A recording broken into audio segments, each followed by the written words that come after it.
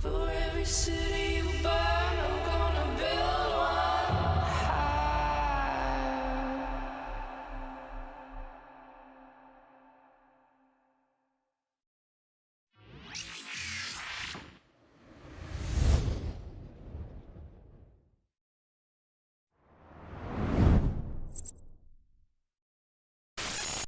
Greetings, fellow Empyreans. I am Ashrothi, the voice of New Eden, and it is April 14th, YC128, and this is the Eve Universe Show.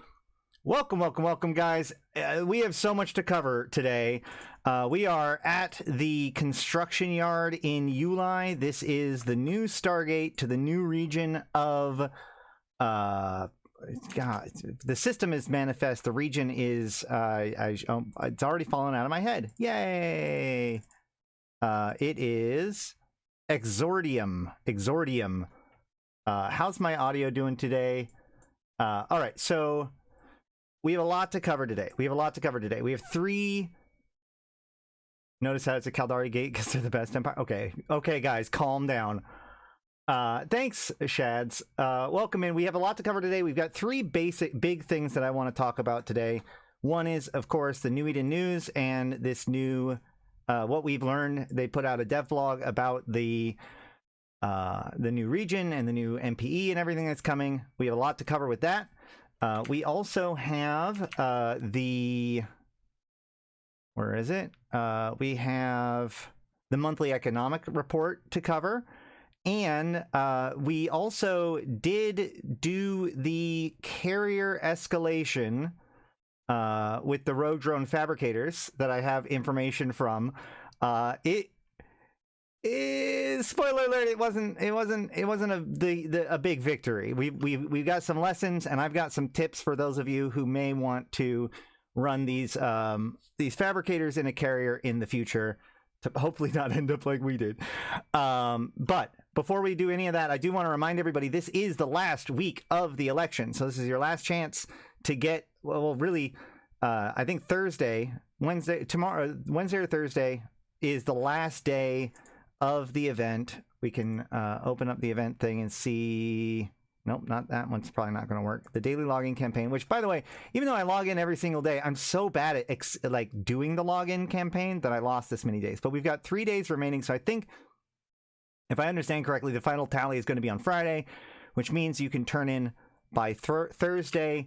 There has been some questions about whether or not we can, like, how long it will continue to be out there.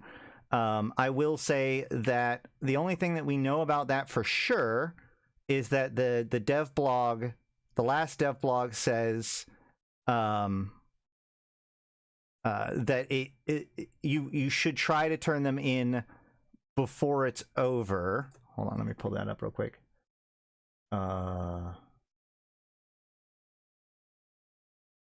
So the line that we're keying off of is, don't forget to trade your political favors before the event ends on the 16th of April. So just realize that there is a decent chance that the trade-in points will be gone. The ability to get the rewards from the event will be gone. So you'll want to do those trade-ins before then. And also, you know, as always, make sure to use a tanky thing to do so. And, you know, you can get the extra 4 political favors at the very end. Even if you were having difficulty getting 4 of these tasks complete, you can at least get the 4 political favors here to get your 1 officer mod. Some people have asked me what is the best ones to get. I will say that as far as officer mods go, I think that the common idea is that the probe launcher is probably the most useful one, the nano being next, and then the missile guidance disruptor being the weakest of the 3 officer mods, at least for popularity goes.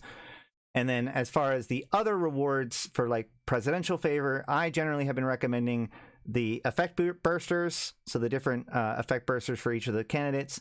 They're drones, because while the fabricator sites will likely remain, and that means the fabricator drones will likely to remain, it is not 100% sure that the drones, they might put the drones from the reward, from the turn-ins in the fabricator sites. I don't know for sure.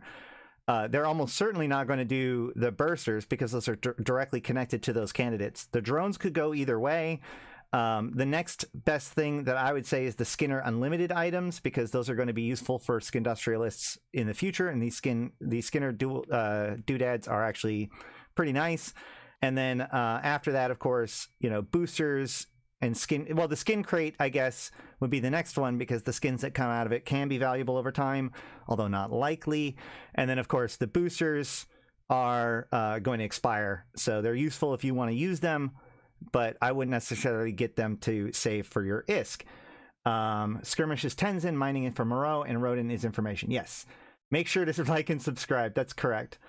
All right.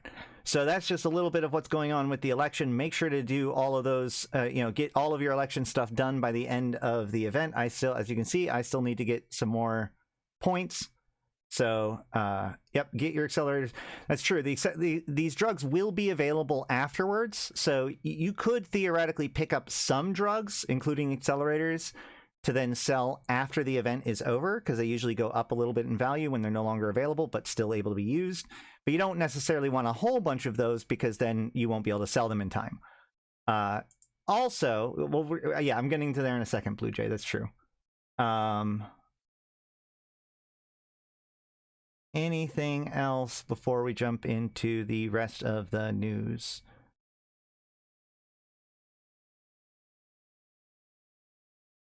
So, before we jump into the main news, though, I do want to cover, just because a lot of people ask about these sorts of things, there is an NES sale up to 70%. So this is a sale for things in the store, like the in-game store that uses Plex, right? And if we go to the store, do we still have... Right, so we still have the... Well, if you're watching this live, you still have 5 hours to get 20% off your Plex and get the Cryptic Mimesis skins if you want to. But separate than that, we now have this other deal, which is basically a sale on things that you buy with Plex. So this is until the 21st of April. Now, this up to 70% off. Don't get too excited. I have not yet watched the Oz CSM Roundtable. That would be a good one to check out. Somebody bought 80 years worth of MCT. That is spooky. Okay, so what this means is that the things that are in the Nest store, the in-game store for Plex, are on sale. The 70% off is basically just for older skins in bundles. So we can actually close this real quick. My Nest is not open at the moment.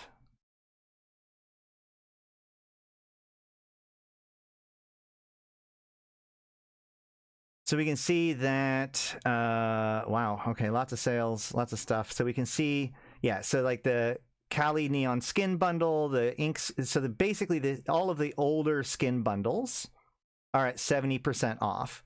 But those are the only things that are all the way at 70% off. It's very, like, reminds me of Steam sales, where they, like, put one of the oldest DLCs or whatever at like 90% off, so then they can be like up to 90% off, and then, but either way, going back to the post, recently we posted about 2 principles that we put into place for monetization in EVE: value over FOMO, and Plex as a fluid currency powering the economy of New Eden. It's really ballsy of them to mention these posts at the same time as they're doing both a Plex sale with limited time skins that can only be gotten through that Plex sale, and also a discount on things on the Plex store. I know, what's his name? Jester Trek came out with a post criticizing him for that. I don't know 100% how I feel about it yet. But either way, from the 11th to the 21st, so now, on the New Eden store, will feature discounts across the entire catalog. Accelerators are 2 for 1. Alpha injectors are 3 for 1. Which, of course, remember, alpha injectors do not work if you're not an alpha clone, so limited in use. Multiple character training is 40% off. This is very dangerous for skill extraction farms, especially with skill extractors at 3 for 2. This is nuts. This is like a heyday for skill farm. Look, I hate skill farming. I just hate it. But as long as they're going to allow it to be a thing that exists, then I'm just going to say this. If you get multiple character training for a discounted price right now and get your training across all your different characters and then collect your skill extractors, even if it's on an alpha clone, although I guess it doesn't really make sense to do the multiple character training on alpha clone, but even the skill extractors, remember, the next expansion comes out, chances are you're going to be able to make your account go Omega. Hopefully, maybe, not hopefully, maybe they'll fix it. Maybe they won't let this happen again. But, you know, the whole idea of like you can extract from your character, you know, you can go Omega with that free Omega time that they gave out with expansions and then use that to extract. Combine that with these things, I just, I think that this is, I don't know, it's kind of, I don't know, sad, disappointing. I'm always afraid of people being able to subsidize their Omega accounts by skill training, because I think that that's one of the things that really leads to the multi-boxing problem. But I mean, this could also drive down the value of skill points, which makes general skill farming less valuable. So that could be fine. That's what the CSM roundtable was about. Is it good or bad? I need to check that out then. Probably not today. We've got enough other stuff to go. The mastery packs, 20% off. So, you know, mastery packs are highly valuable, or like really solid packs, one-time that you can get. So they do go on sale every once in a while. This is a good opportunity to pick one up if you can. Really, all these things, these are crazy good sales for what they are. So if you want to get these things, now is the time to pick them up. And Plex works best when it's fluid, traded, spent, and available. Yeah, I think that the biggest thing here is that they added a Plex sale, and so now they are trying to influence people to then turn around and spend that Plex, right? By making it so valuable to turn around and spend that Plex. Because the biggest thing that these two blogs were really talking about was like the fact that Plex was this commodity that people hoarded rather than spent was a pretty big problem overall. And so, you know, getting people to not just buy Plex, but then also bleed out that Plex, spend that Plex on things is important. And so I think that that's really what they're going for with this. You know, Plex is best when it's fluid, traded, spent, and available when capsulators want to use it, et cetera, et cetera. I think skills need to be removed from the MTX equation entirely, and active skill training become a thing that you can work towards per character to fill the gaps between new bros and a decade of injecting. That is a very big and long topic. I think that skill training is an important part of the game.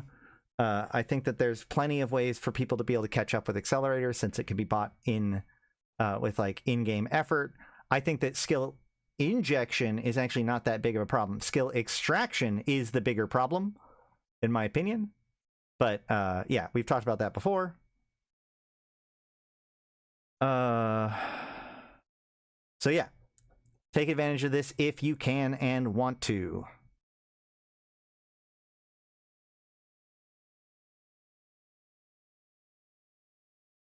Let's see, anything else we want to talk about before I jump into the big tasks, the big stuff.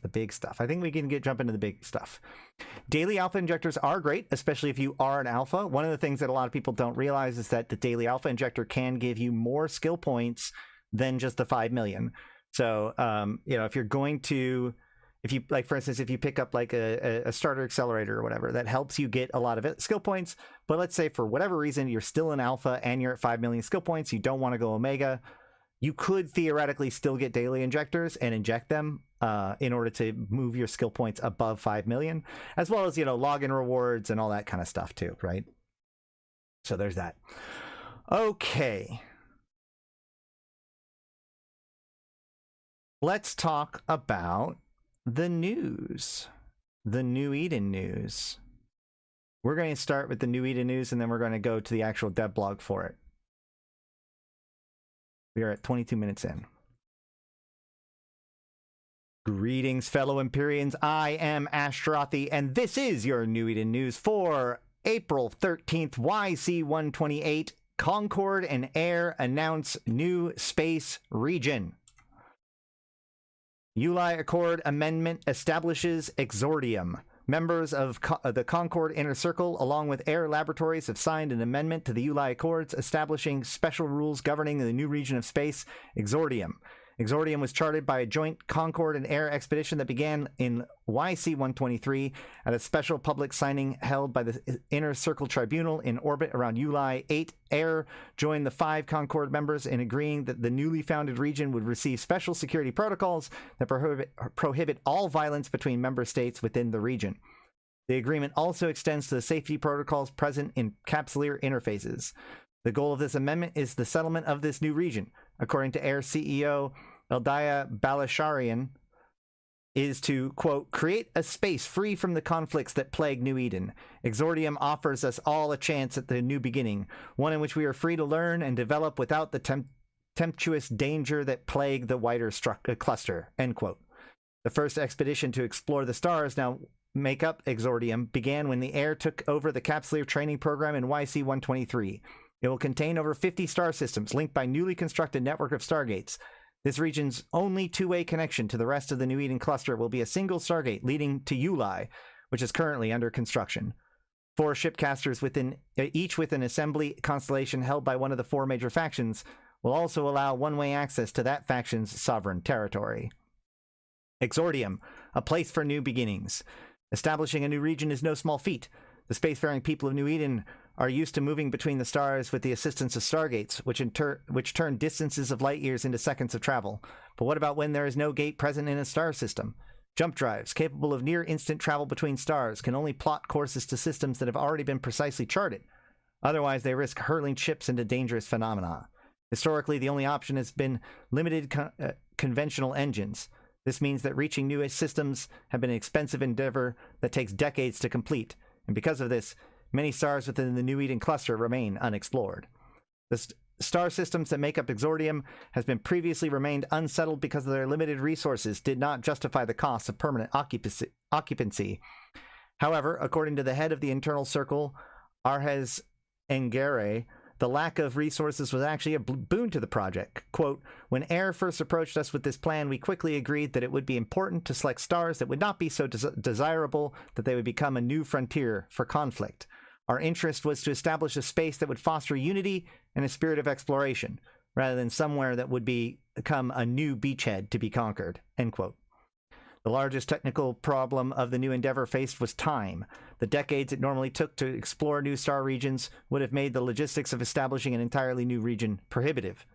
According to Yantey Lepouf, the solution came in the form of Air's proprietary super-stable warp drive technology. Quote, though impractical for system exploration due to its unique capacitor restrictions, our drives allow colony ships to maintain warp between the stars. This innovation turned decades of travel into just a few short years, end quote.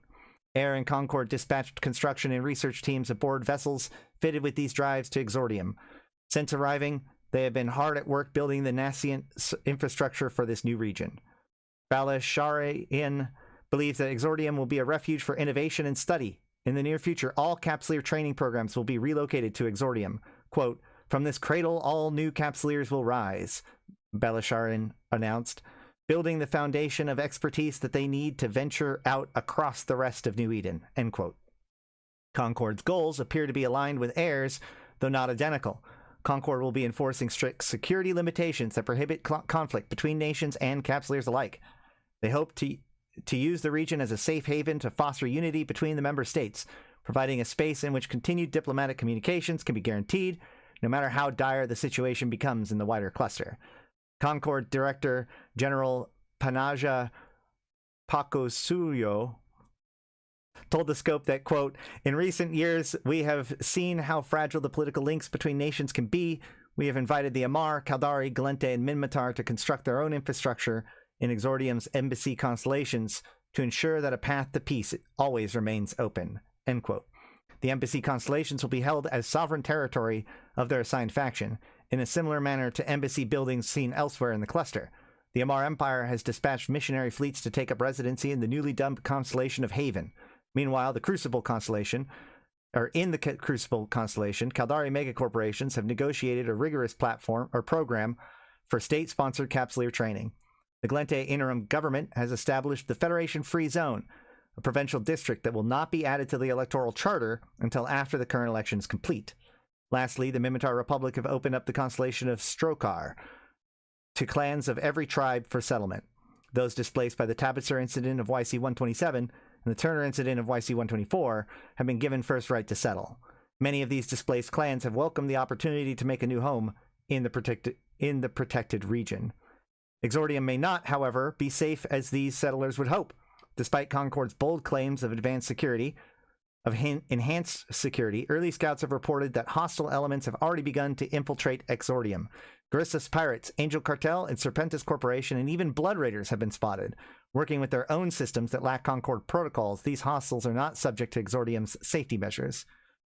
Pakasurio has assured the people of New Eden that, quote, "We will be cracking down hard on these infiltrators," end quote. Once the region opens up, pilots expect mission assignments and special operations to help Concord's efforts. News in brief. Caldari State stock market faltering as rumors of corruption investigations continue. Moreau and Rodin neck and neck in last days of presidential election. Conspiracy theories fly as SSCT denies comment on Exordium presence. Imperial military parades held across planets in Devoid dismissed as intimidation tactics by Samatar. Hyperspace fluctuations around Forge. Hyperspace fluctuations around Forge confuse cosmologists.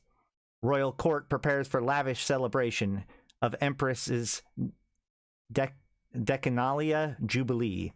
And that is it for your New Eden News for April 13th. Now for some analysis.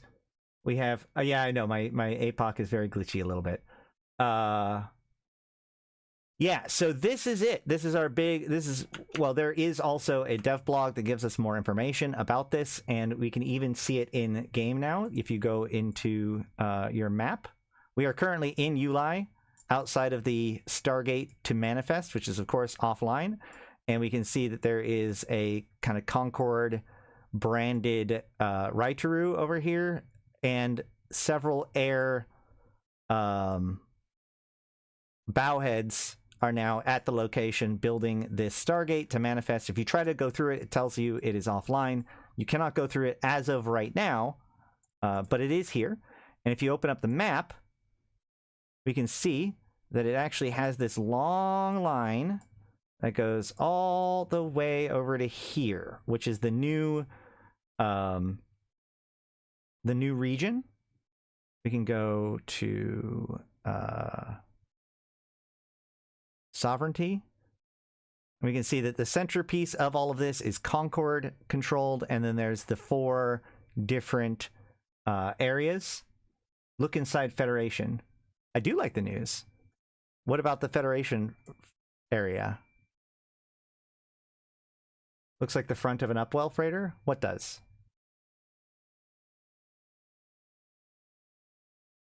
And then, well, remember, this is just the 2D layout. If we switch it to 3D, we see that this is actually like up here and away from everything else, kind of. And oddly enough, it's kind of weird that the Amar side is like the Amar. I guess Amar is in that direction, just further. Oh, it looks like the front of an avalanche. I mean, I feel like that's probably reading a little into it, especially since it's mostly, we're talking about the 2D map, not the 3D map, but maybe. Either way, getting back to what is written about it, we can go, I do want to, actually, before we jump too much into Exordium, I do want to point out the news in brief. So the Caldari State stock market thing, there's been this corruption investigation that's been ongoing. It's kind of come up through all of the New Eden news over the last few days, or few weeks rather, involving the election. This is very likely going to pay off in the future when it comes to, because remember, like, we have military campaigns coming, right? The presidential election is kind of a prototype for that. But this idea that all of the different empires are going to start having their goals and having things that they're trying to do and be more active in general is definitely true. And so we see several pieces of things being set up for that, including this investigation that is going on in the state, the Imperial military parades in Devoid, which is causing the Minmatar to become nervous. We have this hyperspace fluctuations around Forge, which I don't know what exactly this... So to be simple, We do know that each of the different empires are going to have their own shipcaster. 4 shipcasters, each with an NPC constellation held by one of the 4 major factions. So that shipcaster has to go somewhere. This could just be that they're setting up their shipcaster to go to the Forge. The Forge is noteworthy because it is where Jita is, of course. You know, there's other places in Forge. It's a region. But, you know, when people see the Forge, that's what they think. The other thing, though, is, especially when it comes to hyperspace fluctuations, just remember, like, the Drifter wormholes have been captured by the 5 groups, and the Caldari are one of those groups, and the Caldari are one of the most aggressive when it comes to scientific research, especially when it comes to novel transportation technology, right? They're the ones that first perfected the novel transportation technology that would become the shipcasters. They've been working on basically personnel teleporters for a while, and that's even before they got their hands on one of the Drifter wormhole generators from the Drifter wormholes. So could very well be something involving that. Hard to say for sure. So yesterday we had a court member here that Scordite 2 and 3 doesn't count towards the track. It does count. Yes. Yeah. Scordite level tier 2 and tier 3 does count. It could be a new epic arc too, for sure. We're not 100% sure where this is going to go. Right below Pochvin. Pochvin still exists where the systems existed. So it's scattered all over the place. Drifters aren't gone, though. Drifter attack and Jita? Maybe. I think that this definitely teases the idea that the Caldari are doing some more experimentation. Moreau and Rodin are neck and neck. We just put out a New Eden news for that, or we did cover the New Eden news about that. The election is over in a couple of days as of this recording.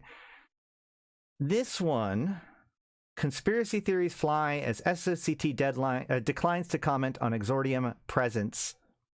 Well, actually, we'll get over to this one. Royal Court prepares lavish celebration for Empress Jubilee. That's just the anniversary of Katniss Tashmurkon's assumption to become Empress, which is, you know, a good time for CCP to sell Amar-related skins and such. But in order to fully understand what's going on here, and especially like this thought here, let's go ahead and jump into the dev blog about this. Introducing Exordium. I say Caldari be friends with Sancha and get a wormhole tech. There is a thing to note here, which is the fact that they did mention these pirate groups: Garistus, Angel Cartel, Serpentis, and Blood Raiders. Sancha is not mentioned in this list, and the answer is obvious. Whenever this happens, when this new player experience environment happens, there's got to be enemies. And this actually, I've been hesitant to comment on this stuff because I did kind of come up with my own idea of how a new player experience would work. That is extremely similar to what is actually happening, or what it seems to be happening. So I'm trying not to read too much into it. But the idea is that that will be the scenario going on in here during the new player experience. That each of the empires has a problem with their particular brand of bad guy, and that is, you know, these 4 factions. Sancha isn't associated with any one empire. They are the enemy of all 4 empires, and therefore is left out. So this is a newbie zone with basic rats, right? So Serpentis for Glente, Blood Raiders for Amar, Angels for Mimitar, and the Garistas for the Caldari. Now then, let's get to the dev blog. Hospitable Capsuleers. We are always looking for ways to improve the early game experience, because although New Eden is a vast and deep world full of beauty, freedom, and intrigue, it can also be intimidating for new players. To help rookies learn the ropes, make friends, and prepare for their full EVE experience, upcoming expansion, we will introduce a dedicated starter region named Exordium. So, the Exordium in its final form will be part of the next expansion, which is, so right now we have the end of the election, and then at the beginning of next month, we have Capsuleer Day. And then at some point, somebody help me out. Hold on. EVE Online Fan Fest 2026.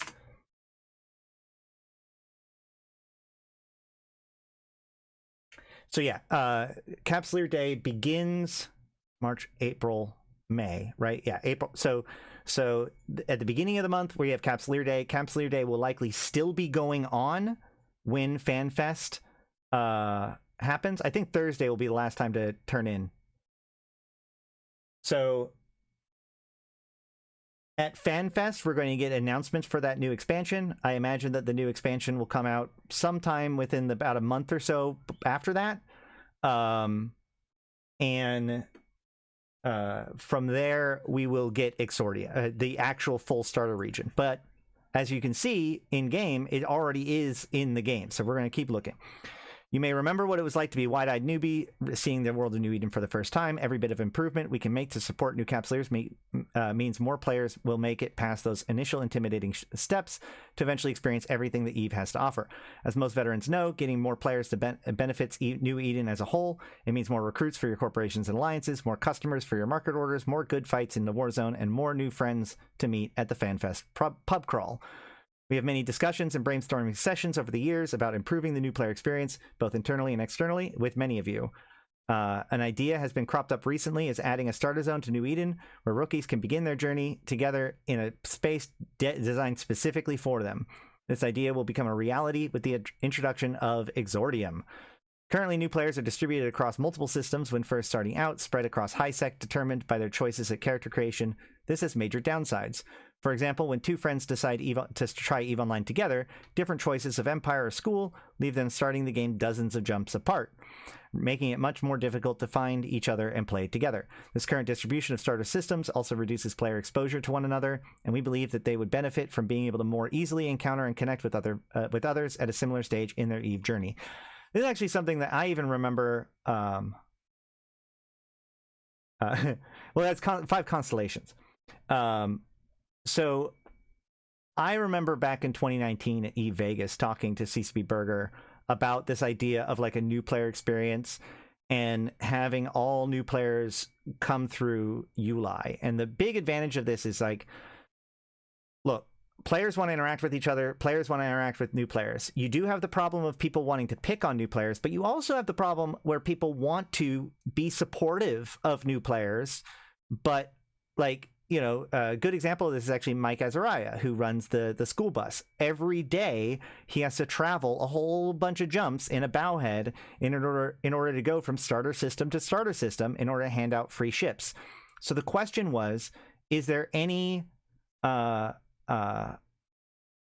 get to the differences between point one in a second, but like the problem was like if somebody wants to be a recruiter, if somebody wants to help out new bros, there's a lot of different places that you have to be in order to be there. But if we can make sure that all the new bros come through one place, we can not only kind of have an agreement and an enforced agreement about what kind of conduct is acceptable to those new players, but also those who wish to be acceptable, who wish to be positive to the community and a recruiter, can you know, recruitment stations can be focused at the place where newbies come into the game through. And so this idea of doing this through ULI has been kicking around, I know for a fact, has been kicking around for at least 6 years, because that's when it was brought to my attention as a suggestion. And I've always loved this idea of like a little like experience that eventually you then leave in order to come to the real world as part of the newbie experience. Now, I always suggested it would be this Black Ops thing, which is why they deny your participation in it afterwards and everything like that. But you know, this is good too.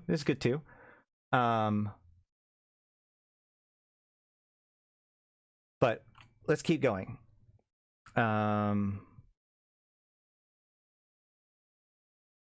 Starting this summer, all new players will begin this game in Exordium, which contains new starter and career agent systems within a single 53-system region. The region is managed by Concord with assistance from Air and connected to special Empire Embassy constellations.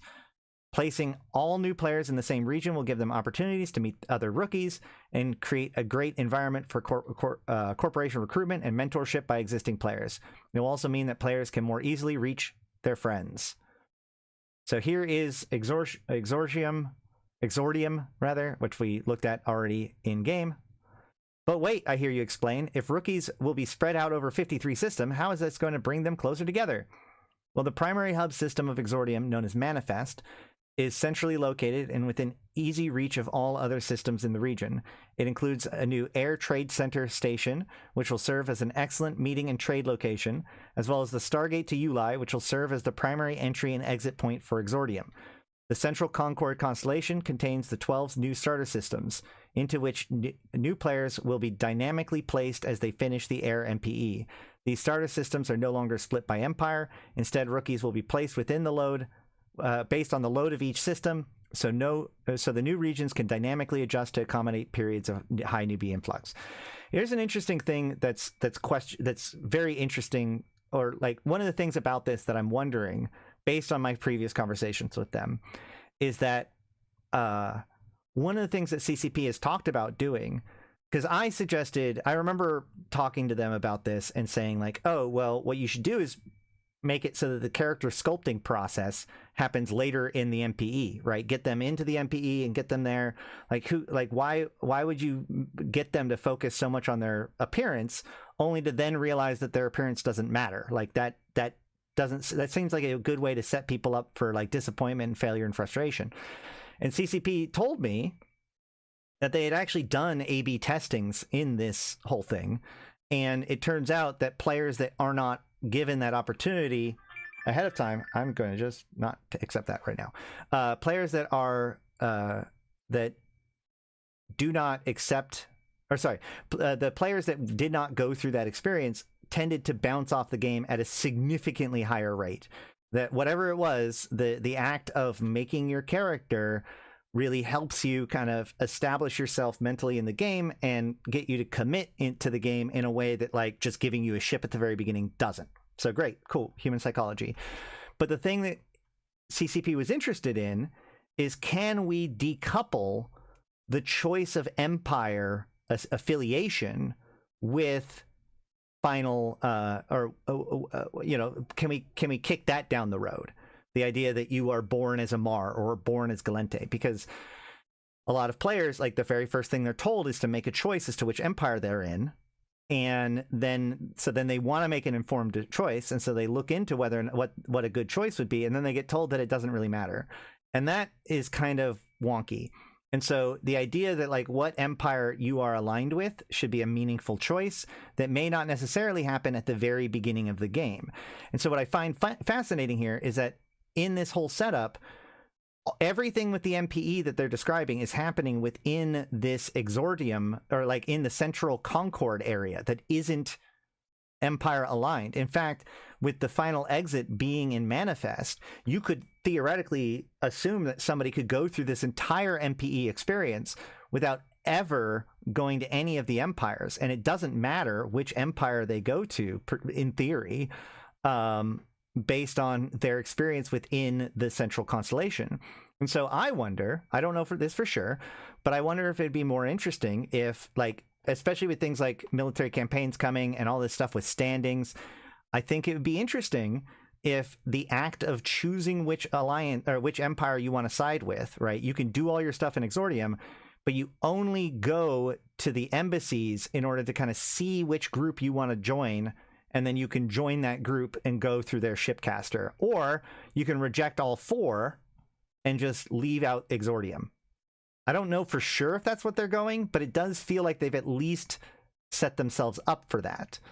There'll be players who never left the new region. I mean, probably. Yeah, probably. And also, that may just be fine, actually. But we'll talk about that when we get there.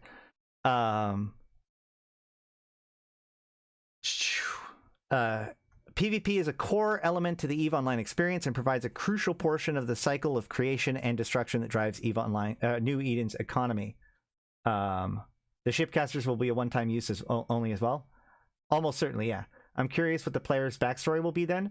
Well, the point is that, like, you could come from any empire. You're a person that has gone through the Air Career Program. Doesn't matter which. So it used to be that the empires nominally, like, funded your attempt. You know, you're becoming a independent capsuleer. So your association with the different empires, even though you're an independent capsuleer, still kind of matter. But now that you have Air becomes like the focus of the whole project, you know, you're just a person that has joined the air career program. It doesn't really matter which empire or, you know, what bloodline or genealogy you've come through. Although, you know, you probably will still have to pick a bloodline and genealogy or whatever. But we'll see. I have no idea. CSP Fozzie said as much. Yeah, and this is one of the things that's kind of frustrating me about this, is that CSP Fozzie has apparently said a lot of things, but he's not saying them in anywhere that can be like... Basically, I can find a lot of people saying that CCP Fozzie said a bunch of stuff.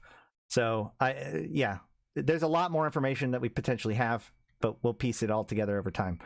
All right. Currently, new players in EVE are afforded special measures of protection from PvP within the starter zones, career agent systems, and SOE Epic Arc systems by a rule posted on a support website, and more generally by the fact that new players usually don't carry valuable items on them to make them worthwhile targets for suicide ganking.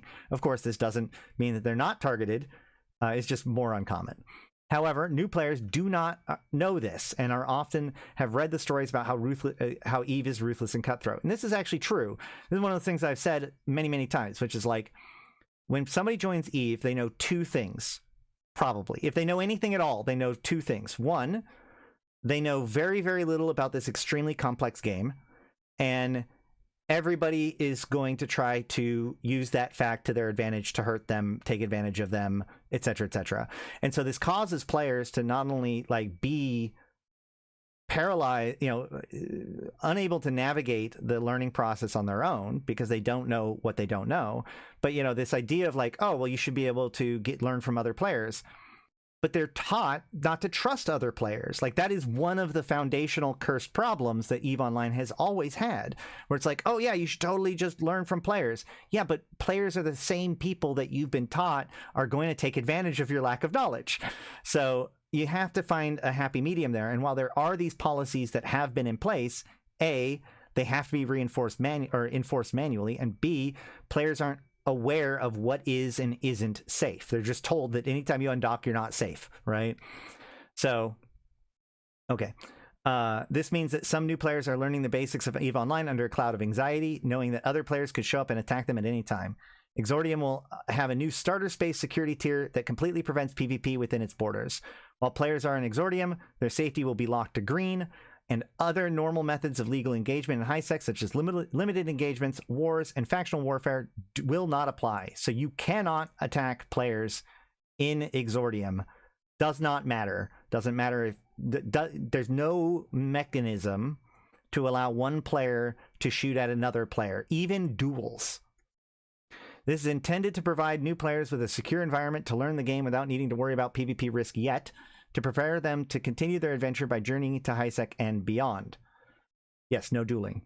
To make the difference, but because if you that is another way that players trick players into doing stuff. Because the thing is that yes, it is the perfect place for AT trophy ships. So the reason why no dueling is important is because players from other games don't understand that dueling means that you can kill me and pod me. Yes, no ganking at all. And so, yeah, it's just no conflict whatsoever between players in this new region. To make the difference between new security tier and high sec space clearer, Exordium systems will be set to 1.0 security status, and all other systems that are currently 1.0 will be changed to 0.9 security. Okay, this is important. First of all, players have for a long time asked for a super high sec area, right? Which is basically what this is, right? Yeah, it still will have market PvP. That's true. We'll get to trade routes too.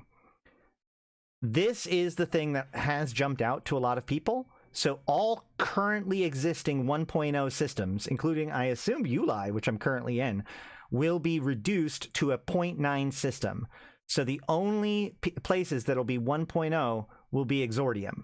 Now, I've seen a lot of discussion about like, oh my god, how is this going to change things? A 1.0 to 0.9. And I did the look into it, and there's a lot of people, including, I'm going to call them out, I'm sorry, Malak was saying some information earlier that I'm not 100% sure is true. There's a lot of people that are giving advice about this change that are intuitive, but what I would like to suggest is that this change will change nothing, literally nothing at all. And here's my evidence. So if we go to the Concord webpage on the EVE Universe Wiki, we can see that 0.9 and 1.0 has roughly a 6-second react-in time from Concord, which doesn't become 7 seconds until 0.8, which means that 0.9 and 1.0 have effectively the same exact Concord response time as each other. So if every 1.0 system becomes a 0.9 system, then guess what? Concord still respawns in the exact same way between those two systems. Oh, but what about belt rats? What about belt rats? Well, guess what? Belt rats cannot spawn in 0.1 or 0.9 systems. So once again, no change at all. Anything that was a 1.0 system will now be a 0.9, still no belt rats. Okay, well, what about any other restrictions? Anchoring. Well, in 1.0 and 0.9 systems, containers cannot be anchored. As far as I've looked, and I've now looked for a little while, I can find zero functional mechanical difference between a 1.0 system and a 0.9 system. So there might be somewhere in there, but in all my investigations so far, there is no mechanical difference between the two. The shipcasters are a one-time use for the new systems. That's what Malak was saying that Fozzie said. I think that a large piece of that may be about access to those areas and the shipcaster. But so I just wanted to, but I do want to drill this point home that this change here seems dramatic, but is actually mechanically no difference in the game. Mechanically right now, 0.9 systems and 1.0 systems are mechanically the exact same. All right. Exordium will also have several restrictions and limitations to preserve EVE Online's balance. These includes a curated set of PvE content available, higher taxes, decreased opportunities for value creation for most activities, and blocks that prevent use of player-controlled structures and deployables. So no player-owned stuff will be deployed there, just like any other 1.0 system, I suppose. And there will be very weak PvE content, higher taxes, decreased opportunities. They talk about this more in this next section. With the huge variety of content available, New Eden, new players sometimes struggle to find appropriate challenges for their current level. Within Exordium, all content presented will be achievable for rookie capsuleers. They can experience a wide variety of different activities, including combat, hacking, and mining sites, low-level missions, homefront operations, and more. Difficulty and rewards will be tuned to suit a starter region, which is interesting because that means that there will be homefront operations. There'll be reason to do grouping up activities in Exordium, but it will have significantly reduced rewards and significantly reduced difficulty, which reminds me a lot of the Fabricator sites, right? The Fabricator sites, which is the one site, has different difficulty and different reward levels depending on what kind of space it's being done in. So this seems like it's the same sort of concept where the home fronts will mechanically be pretty identical, but the rats will do less damage or whatever, and the rewards will be lower within those areas, which makes sense. You can do them in Exordium or Exordium, but you would be better off doing them anywhere else. The only difference I can think of is when you have negative sex satisfaction, police attack you at -2 in 1.0, but 2.5 and a 0.9. Is that true? Hold on.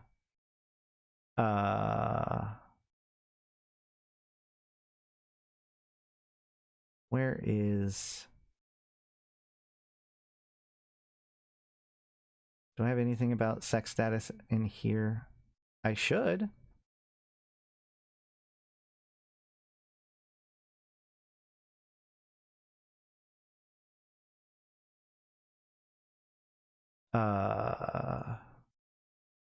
Let's see. Where is... There we go. Sec status. Is that a thing I can look up? Known pirate systems, repairing security status. Security tags, killing, fast talk, social skills. Come on.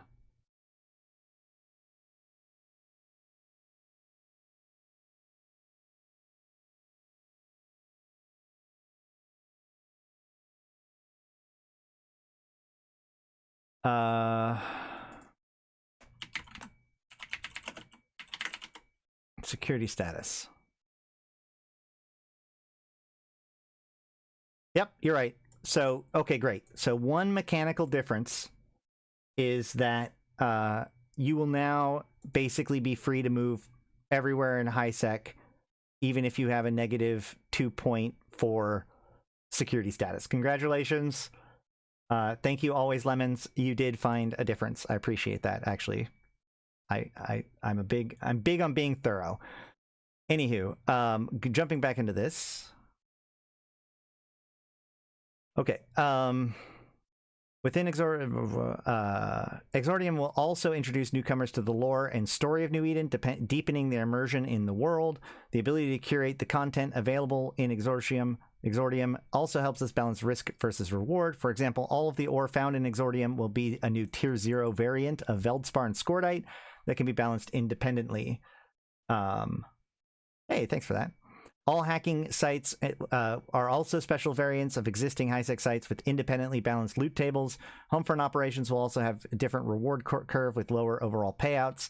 In addition, special taxes will be applied to the most taxable activities in Exordium. The curated content and taxes are intended to create a space where new players can be confident that that the content that they're presented with has difficulty and reward appropriate for their level in New Eden, and that more lucrative rewards will be available to them once they are ready to move into high sec and beyond.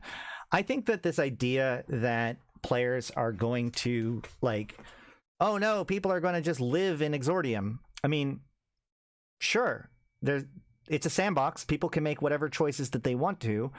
Ultimately, that could be a choice that somebody makes because they would rather just have no pressure and they want to play a non-PvP centric version of EVE Online. That said, there are still some problems. I don't know how many policies they're going to have to cover this sort of stuff, but like bumping and site competition is still a thing. It'll be really interesting to see how home fronts will work in a world in which you cannot actually shoot at each other. You know, they fixed the whole thing with home fronts with now anybody who goes into it after the first fleet gets a suspect flag. That won't be a thing anymore. So there's definitely ways of bristling up against your interactions with other players, even in a fully safe environment. But the point of the matter is, it's a sandbox, and it's a place where people can kind of be where they want to be. So if somebody wants to be just a low level, I want to run around in destroyers and do level 1 missions for my entire existence, then I guess fine, whatever. It's not hurting anybody. Allowing everybody into the new area is just going to spam central and local with people screwing with the trade hub. Well, and that's the nice thing about this, is that, like, as of right now, there already is a kind of Exordium in the fact that there are those rookie systems that have special protections, but experienced pilots may not even realize that they're in one of those protected systems, and new players don't understand what those protections are.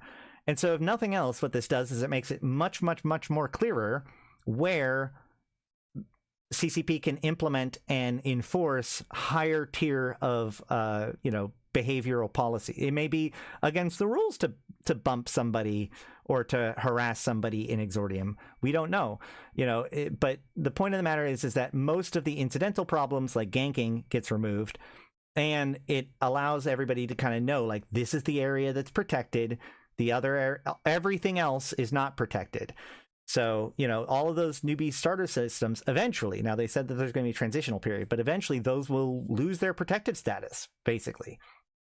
Okay. Exordium is built for new players, but veterans and players are also welcome to visit the region and meet the mentor new potential friends and courtmates, whether this takes the form of roaming starter systems with a magic school bus full of free ships like Mike Raya, ding, running public new player fleets for PvP or incursions like Kashal Aderon and the EVE Rookies community, or creating freelance jobs aimed at new players and offering the outstanding performers invitations to your corporation.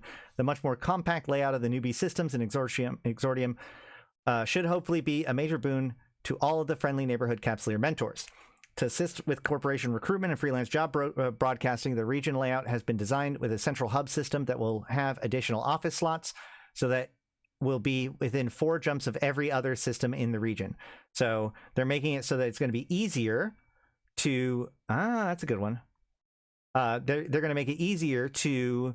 like, if you want to put up a freelance project that only applies to the people within Exordium, you can just it's easier to have an office. If you want to help out with newbies, if you want to be engaged in Exordium, your corporation can have an office in Exordium and then broadcast your freelance projects out.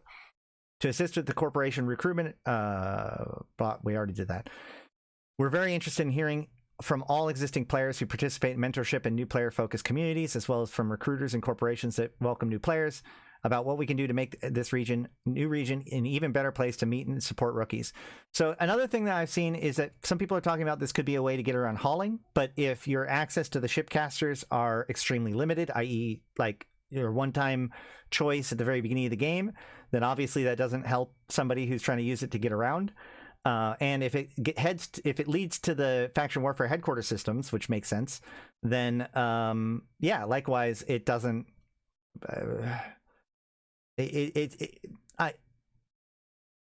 Even if it was possible for people to travel to Ulai to then use the shipcaster to get to, say, Jita, right? Even if you were to do that, there are still dangerous systems. You know, you still would have to. Hold on, let me just check this real quick. If I set a destination for Jita, I still have to go, wait. Prefer safer. Yeah, in order to get from Jita to Ulai, you still have to go through Uedama. So, what? Like, even if you assumed that people would could travel to Ulai, go into Exordium, go to the place, and then jump to whichever trade hub that they wanted to, even if that was true, it wouldn't actually it wouldn't necessarily overly change the logistical considerations of moving around versus gank spots, etc., etc. That said, it would seem, by everything we've heard from CSP Fozzie, that this will not be a problem or a whatever. Can't players scam new players through freelance projects? I mean, you can offer a freelance project that's bad, but people can choose to not do it? Mehator is like 10 jumps from Amar as well. Yeah, like I said, even if CSP said this morning in Eve Discord, there's 2 pages of Q&A. Okay, well we'll look into some of that, and you guys can feed me information as we go, like that. But my point is, even worst case scenario, it doesn't really matter, and it seems like there's protections in place to ensure that that people aren't going to be able to use this as like a transportation nexus. All right, the road to Exordium. The new systems within Exordium already exist, but they're not yet accessible to players. To help mitigate any risk to new instability on expansion day, the starter systems are introduced in phases. Sometime before FanFest, the new region will open for visits. At that point, players will be able to enter, explore the new space, and check out the new security tier, but the content will not be in there yet. With the expansion's release, the remaining content will be added to Exordium, and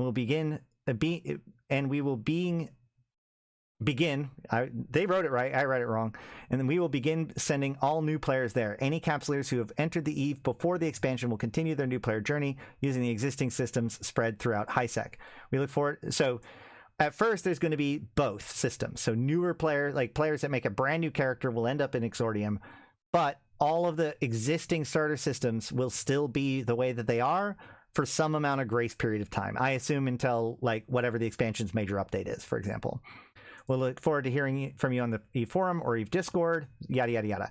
So the big thing here that I want to throw out there, my tinfoil for all of this, do you think that they'll allow capitals? No. They don't allow capitals into Ulai. How would you possibly have allowed capitals in Exordium? You can't get to Exordium without going through Ulai. So, no. Any rate,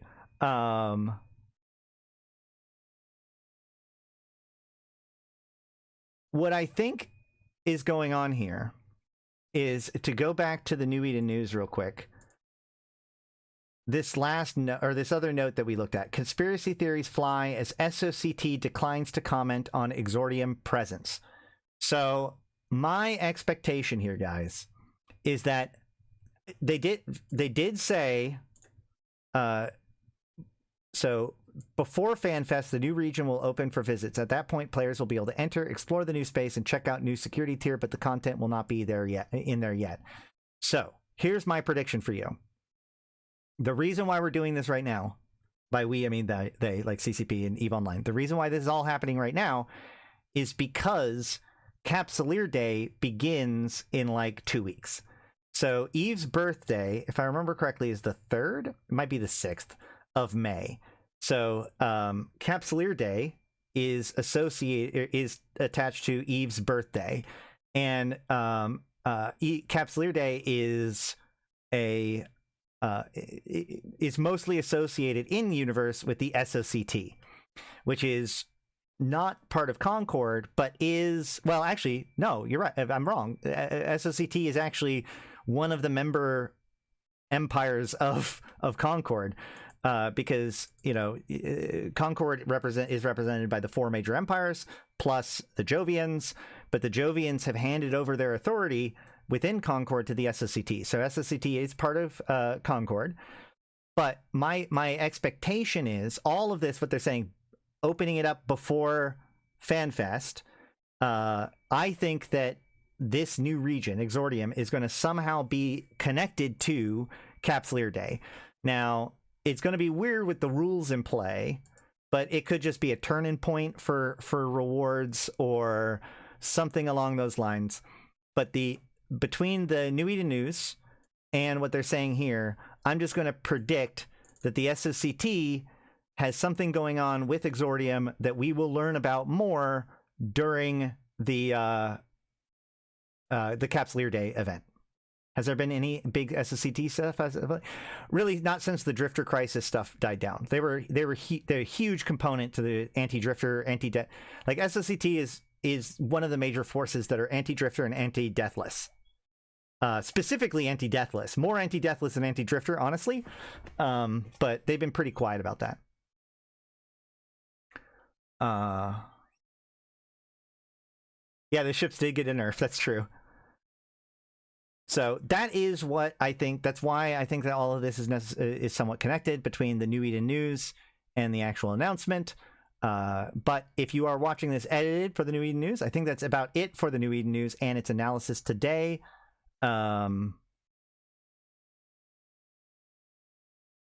There's definitely going to be more lore stuff involving all of this, but we're just going to have to see as we get closer to it. You know, again, Capsuleer Day comes at the beginning of next month. So that's going to be our next big thing after this election ends. So if you're watching this recorded, or if you're watching this live, hang tight. If everybody else, thank you for checking out this video. I've been Ashtarothi. I've been playing this game since 2010, talking about it since 2012, and I'm here to put Eve into context for you, my fellow Empyreans. I do want to give a special thanks to everybody who decides to like, comment, and subscribe to these videos, especially the edited ones. Share them out with your friends, because we're trying to make a better Eve player base and a better Eve Online, just like CCP is doing in these announcements. And I do want to give a special shout out to those of you who go the extra mile to support the channel by becoming a member and a patron, and a specific shout out to my Immortal tier patrons: 745 MPSI, Arydanika the Queen, Bad Boy Smooth, Evo Elite, Erladis, Elange, Flash Gordon, Grims, May, Malak Starfire, Malin, Mercuton, Mayak, Michael, Neelam, LM1, Sheesh, Susuro, Thrans, and Rid. Thank you all so much. But until next time, I've been Ashtarothi, the voice of New Eden, and I'll see you in space. Wait. Okay.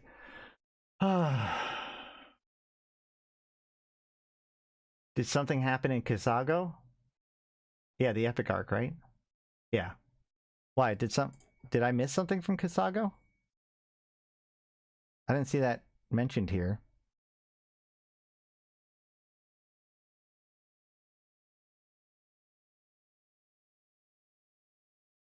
Oh, I see. The hyperspace in the Forge is referencing Kazago. That could very well be it too. But that that can be true, and what I said about it is also could be true. But that is a good point. All right. A few more things to cover before we go into the MER. I did look at Hobo Leaks today. We did get the Air Trade Hub and the Bowheads. The Bowheads are being seen in here. We also get the humanitarian t-shirts. Remember the new, around FanFest, they said that they're going to come out with a new evergreen Plex for Good campaign. So you can donate Plex and get, and turn that into donations of real life money from CCP to different charitable foundations or whatever. And they usually give out some sort of reward in the form of shirts or whatever. So this is tied to that almost certainly.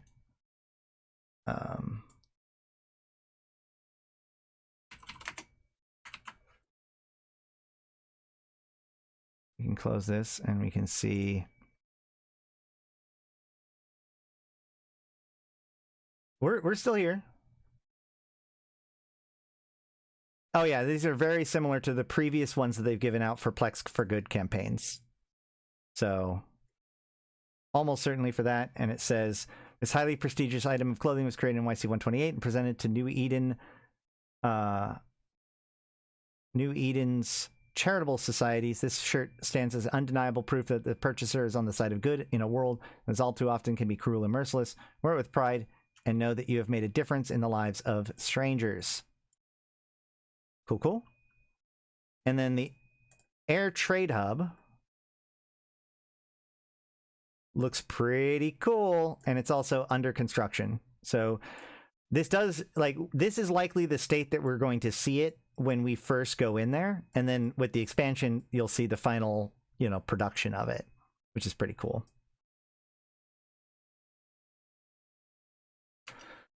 All right, let's see.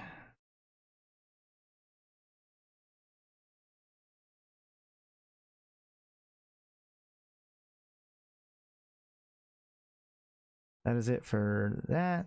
All right, let's jump into the monthly economic report. We'll see how prepared I am. I don't have the previous month's monthly economic report stuff set up, but I think we should still be able to do this okay. Of course, every month, CCP puts out a monthly economic report, which shows all of a lot of different information about kind of where things are at when it comes to the EVE Online economy. We also do have the ban report, which we'll cover today too. I do think this MP revamp is a good idea. I just hope that they don't make the same mistakes as setting up high expectations for how the game is going to be with voice acting and scripted events. That is a truly dangerous prospect, Trampy. Absolutely.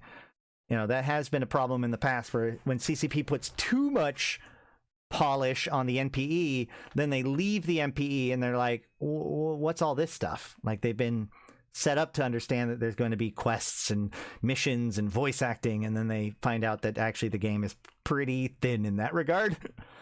All right. So we see high level production value is stabilized while mining and destruction value declined.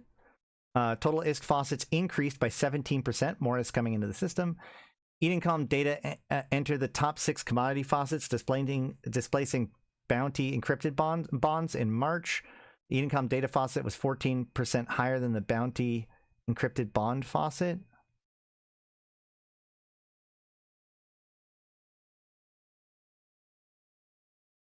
I'm trying to figure out what that means. All right, all indices continue to decline. Okay, so we see here, going from the current MPE to the... Well, one of the things that I wonder is like, well, that the current MPE really does promise that it's going somewhere. And so I wonder whether or not they're going to continue the story somehow, or, you know, like, because there's still questions that we have from the original MPE, and if they just like dump it and make a new one, not the original, but like the current MPE, it's going to be hard to get people to invest in the current one if they always just memory hole and pretend like the previous one doesn't exist. So hopefully they'll figure out something with that. But okay, so we can see January is here, and we can see that there has been a pretty steady decline over the last several months when it comes to, I think that's mining, right? Yeah, mining. And production has been really high, but has dropped a little bit down. And destruction has, oddly enough, stayed pretty depressed. Now, this will not include any of the stuff involving the current war. All of that happened after April 1st, and so we're not seeing any of that. We're only seeing preparations for war, as it were, which makes sense. Oh, hold on. Actually,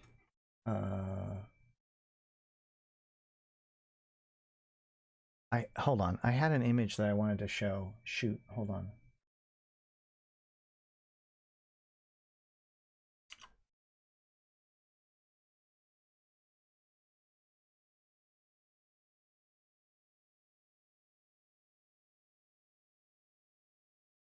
Well, now I can't remember where I put it. Drat and darn.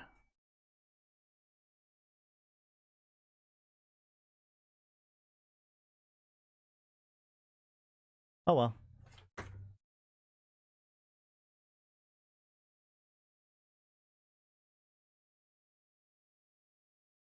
We'll just keep going.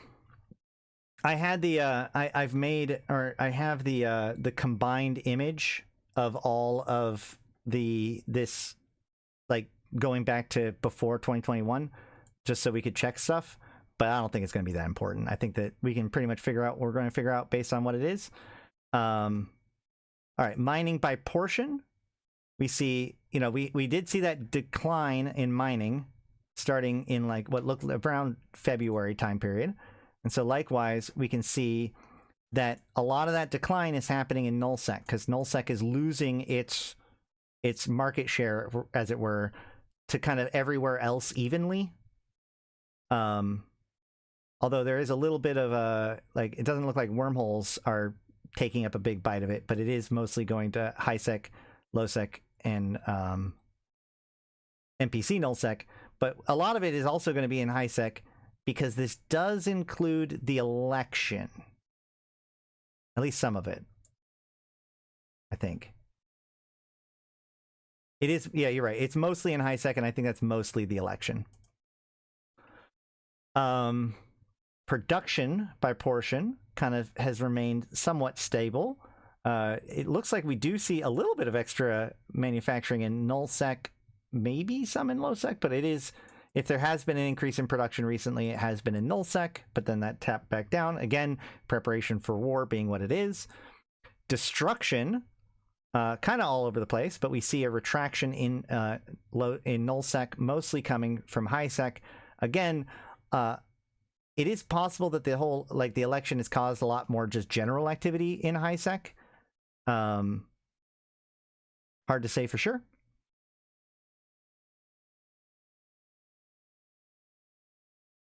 Yeah. Oh, yeah. Well, hold on. No, because, yeah, you're right. You're right. Because this blue line is high sec. This is low sec, which is Dread Brawls, right? There's been a lot of fighting going on in low sec recently, including those giant spikes. But this giant spike is in high sec because that's October, so that would be Crimson Harvest stuff. All right, key economic figures by region. Inn's Mother really stands out, of course, and Pochfin remains very low. Asteroid ore mined over time. We can see there is an uptick in high sec. Oh, is sync liaison? Oh, that's a good question. We'd have to look up last month's MER to see differences, though. But we see 1.6 trillion. What is this? Mined? Okay, now I do have to check this out. You're right. Let's check this out. Hold on.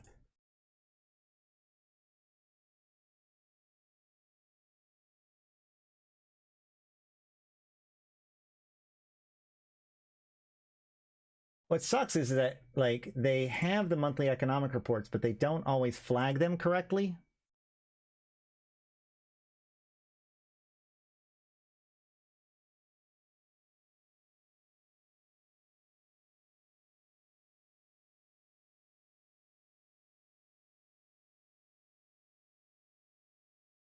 Okay, so sync liaison.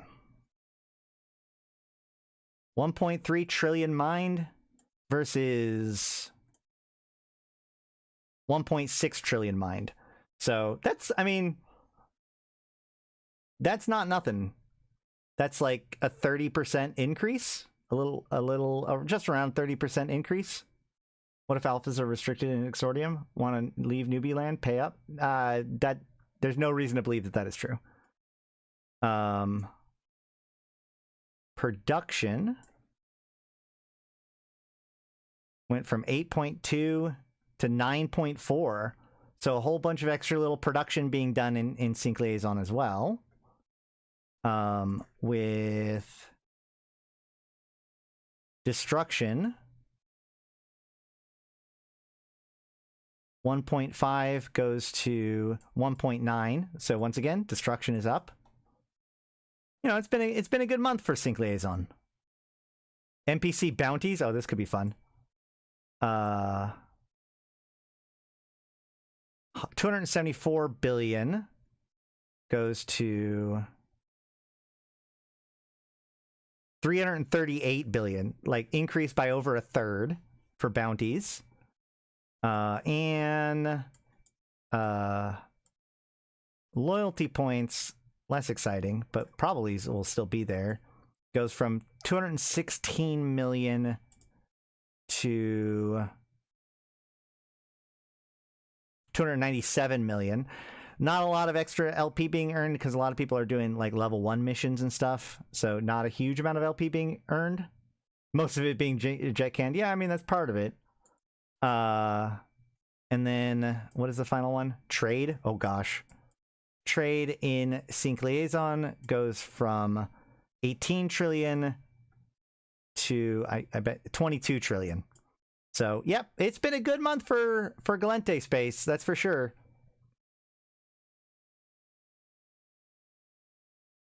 Doty's great. All right, so we can see the asteroid ore volume mined over time. You know, January, this kind of matches what we were looking at earlier. January is, hold on.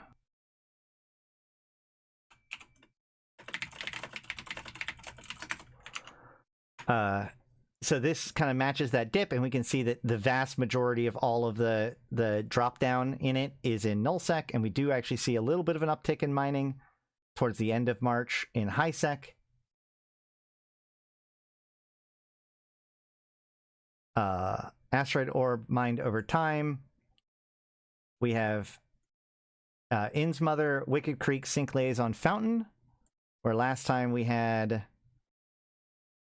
Innsmother, Wicked Creek, Vale of the Silent, Forge, Metropolis, Domain, Fountain, Lone Trek, Sync Liaison. So Sync Liaison went from like 9th to above the Forge. So that's pretty impressive altogether. But Innsmother continues to be a massively high amount. But and its overall total, what's interesting is we saw that decline in nullsec. Innsmother's nullsec, right? I'm not crazy. And yet the actual mining in Innsmother seems to have gotten, well, I don't know. Yeah, it's gone up slightly.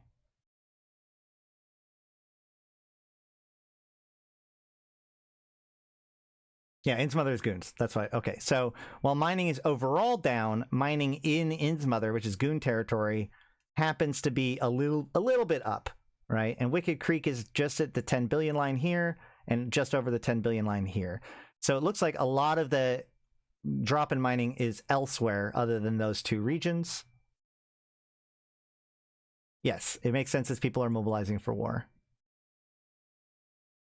Now, gas mined over time, we can see, this is actually kind of interesting. I think a lot of this has to do with like, as event, remember, gas huffers often are the very same people that also will engage with events, especially if events are good. So we can see like in December during the winter event, there's a decline. In October during the Halloween event, there's a decline. It recovers in February as there is nothing going on really to make a bunch of money off of. And then as the election starts, it declines again, right? That's pretty much the story of gas. Turns out Iridius remains the top. Ice mined over time. Again, so here we see the event ice mining clearly is a big deal. Things ended up at a higher rate than before. I think a lot of this has to do with the addition of crit chance into ice mining, both greatly increasing how much you can mine if you utilize it correctly, but also possibly just getting people more into ice mining than they were before, because we see this kind of uptick around November time period, which would have been the expansion, and then everything after that is kind of a new higher normal, except for again, this election has caused everybody to be doing something else, it would seem. It's definitely the election, not war or anything like that. Man, if I keep saying election and war, I'm going to get flagged by all kinds of YouTube censors. Please consider like, commenting, subscribing, or becoming a member or patron. Yeah, I'm sure there's a lot of you today. That's good. Ice Mine has, at the top is the Forge, where normally it is probably also the Forge. Forge, Metropolis, Evershore, Lone Trek. How deep down this do we need to go to? Sync Liaison's usually pretty low. And yeah, I mean, honestly, the ice volume by region did not change much. Moon mining by source. We've kind of looked at this a few times before. So from January, looks like all the same kind of trends. Everything's very, very flat overall compared to what our previous analyses were.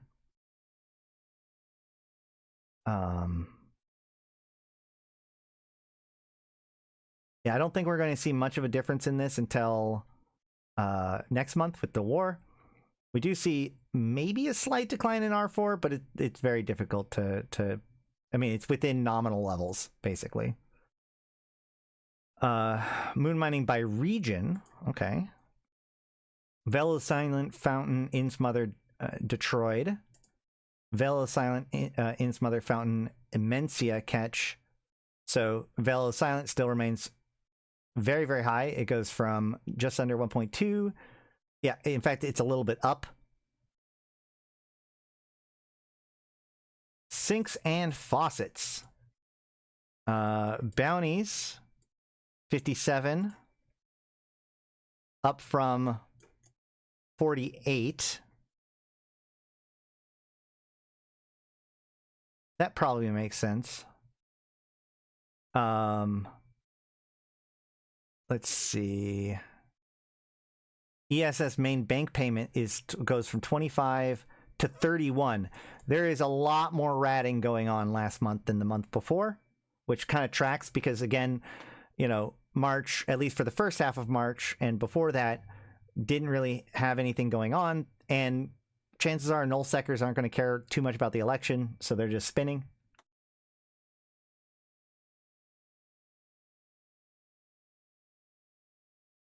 That dip is probably the introduction to the Epic Arc as people went to check it out. I don't know which dip you're talking about, but maybe. And then let's see, LP store payouts. We get 16.9 as opposed to before, which was 16.2. So more people cashing out LP, but not by much. I should just about do it for that. Commodities and faucets over time. We can see, actually, in April, we see this big tick up in Overseer's personal effects, which is kind of the highest tick up that doesn't involve an event in a while. I mean, it's definitely within like nominal levels, but that does show. So like the event, what's causing Overseer personal effects to go up, I wonder? Because that's mostly from like DED sites. Do we have election polls out? We're not going to know what's going on until Thursday or Friday. Like basically Rodin and Moreau are neck and neck. Yeah, I'm not 100% sure what would cause that much of a rise in Overseer personal effects, but it's also not so huge that it would have a real. It's not like an event like this, or even actually no, yeah, because the events no longer use personal effects in the same sort of way, so we don't see that data. I like to run the DED sites, yeah, but like this would imply that more people are running DED sites than normal, probably.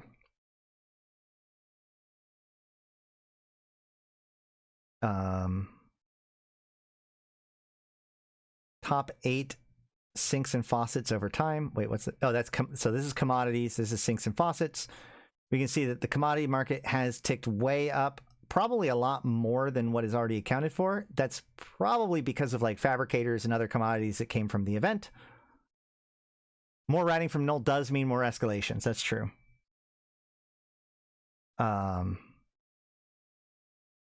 Which as far as the officer mods, my bet is the expanded probe launcher, then the nano, then the weapon disruption.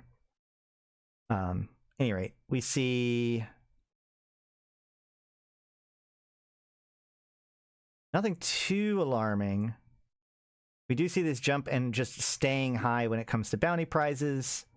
That commodity uptick, again, I think that a lot of that has to do with the event.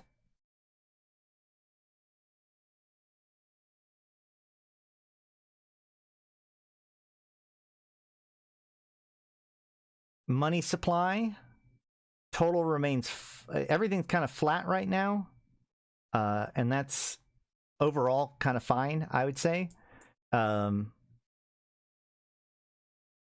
It does seem to imply that a certain amount of like destruction and wealth creation is balanced, which is good, especially since it's mostly matched to the character.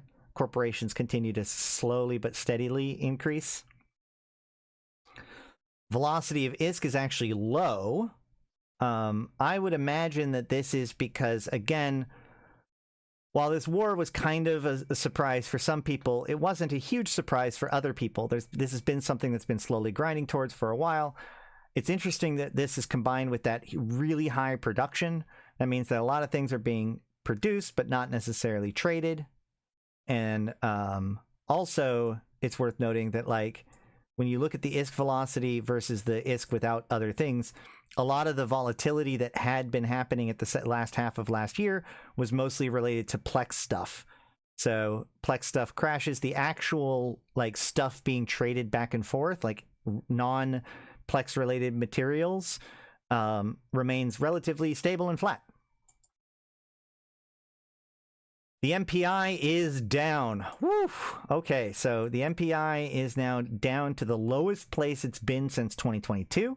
Great time for people who are interested in buying minerals. Less great for people who mine, but they've gotten a lot of perks recently for mining anyway. So, you know, it's still worthwhile to mine per se, but now it's like going to be a lot cheaper to get your minerals, to get your ships, which interestingly enough will make, you know, some things more valuable than others. Things that can be built with only minerals are going to be much easier to build. Things like anything battlecruiser and below. Anything that requires other stuff, like, for instance, R4 reactables for battleships or T2 components, like that stuff could theoretically become even more constrained as now you have plenty of minerals, so the minerals aren't the problem. So the new bottleneck becomes the T2 production line or the R4 reactable lines, because it's not like they can just expand out how much moon mining is happening in the world to match.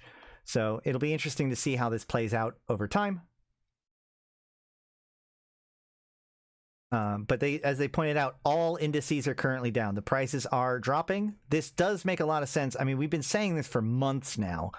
You know, with this much production, it's going to be hard to keep prices, you know, this much production and this much mining. It's going to be hard to keep prices down.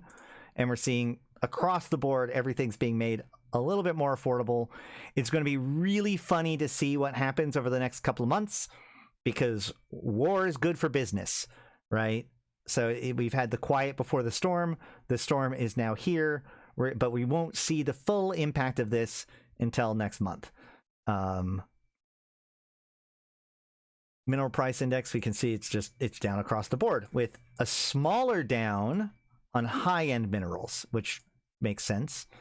And then we have raw, processed, and planetary commodities. Still down. Everything's still down because people just want to produce, and there's a glut for stuff.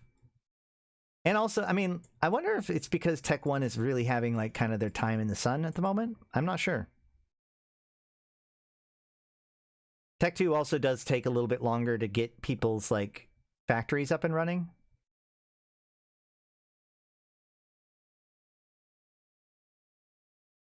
That's that one.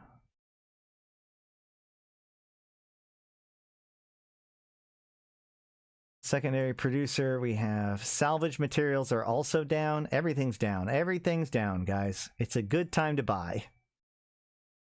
Modules and ship prices are down. Modules are down 15% delta. I think it's across the year. I don't know, I'm not 100% sure. And ships delta is down 22%. Things are cheap again, guys. Yeah, 1 month to FanFest. That's going to be a big difference, big change for people. And of course, largest battles is cool, but not really much to pull from here.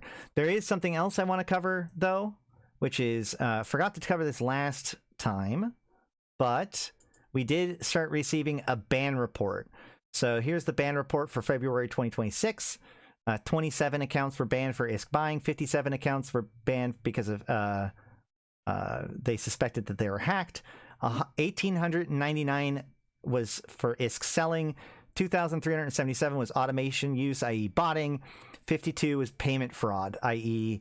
they bought something from CCP and then charged back the charge or something like that, so CCP bans the account. We can see that here as the proportion, and we can see that ISK selling and automation use vastly overweighs the other ones. Before we look at this month's, I do want to cover, because I keep seeing this confusion here when it comes to this. Like, how is it possible that 27 accounts were banned for ISK buying, but almost 2,000 accounts were banned for ISK selling? And the answer should be obvious to everyone if you think about it for too long, right? The person, when an account that's banned for ISK buying is an account that bought ISK, right? They bought ISK from a known ISK seller, received the ISK, did the whatever. So they positively identify that a person has purchased ISK illegally through RMT, and so they ban that account. That is, so 27 accounts for that. ISK selling, though, does not just cover the people that are transferring the ISK away. You don't have 2,000 people supplying 27 people. These include the people who are posting everywhere. In fact, ISK selling and automation use are kind of similar to each other, and that's why these numbers are so big.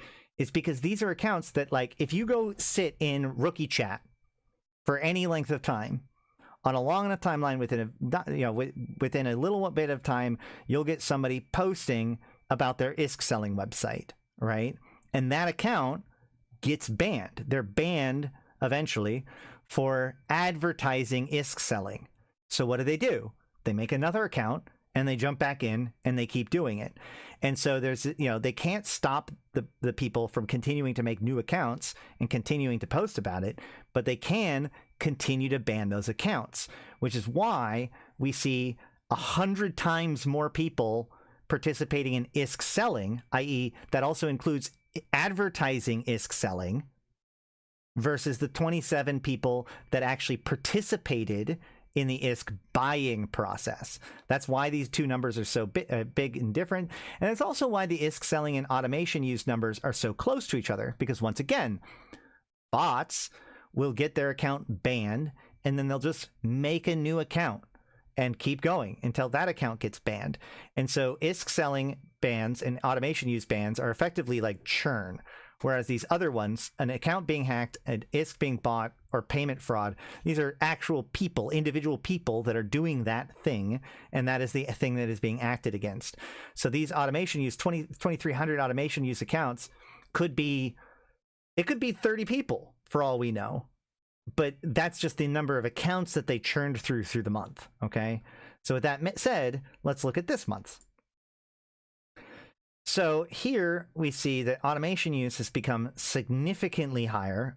We see automation use bans have doubled, where ISK selling has actually gone down a little bit.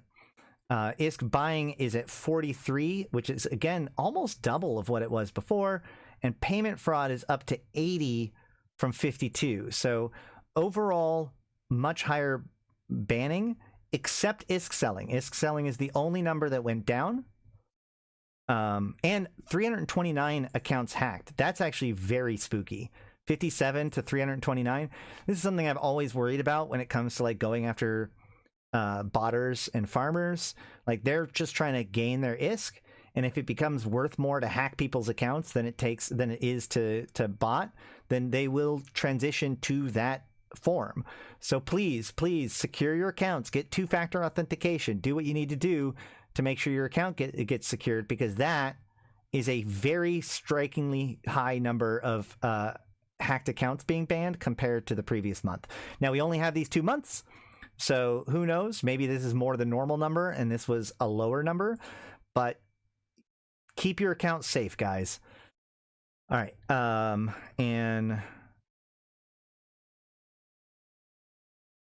that is about it for that. And that's about it for the MER. So any other thoughts? I think that, like, overall, this has been a mid, like a, I mean, it's the, March was the layover, month, where there wasn't anything dramatically big happening. There was no big events. And of course, the war just started. So everything was kind of building up slowly to that, but it didn't start yet. So I'm going to be very interested to see next month's, but there we go. And I'm very happy to start seeing these ban reports. Hopefully we'll get more and more of a better idea as to what things are. And honestly, I also kind of hope that these numbers are so much bigger, because now that CCP is putting out these numbers, it also encourages them to maybe be a little bit more aggressive with their banning in order to make these numbers, look better, right? So we'll see more at FanFest for sure. But until then, that is it for the analysis for the MER and everything. Impact on game if no action is taken on bots and RMT. I mean, botting is, I would argue, botting is the single most destructive thing in EVE Online, as far as just like your experience goes, right? Because, like, if you think about it, especially when you, like, if you take all of the arguments that people make, all the complaints that you see about multi-boxers, especially, I'm not saying all multi-boxers are botters. I'm not saying that at all. I know quite a few multi-boxers that are very proud of their multi-boxing. But my point is that when people complain about multi-boxers, those complaints often also cover topics about, like, botting, right? Like, if you can multi-box home fronts, you can maybe bot home fronts, which will allow people to just run home fronts all the time. And like, I would say that multi-boxing is a symptom of botting, right? Because if you're going to bot, why bot one account? But my point is that, like, as content is competed over by players, the more there are botting, the more that you're competing with someone that can just crank it through. The more those kind of solutions become the default solutions, the more everyone's real effort becomes, devalued. Botting is probably the #1 most destructive thing to the overall experience of playing EVE Online for the general player base.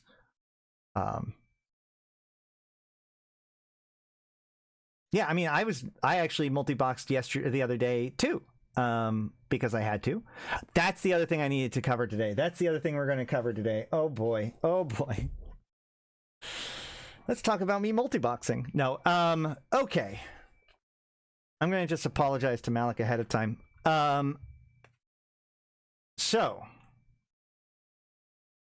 as a final thing to talk about today, we will cover a fun little excursion that we had yesterday.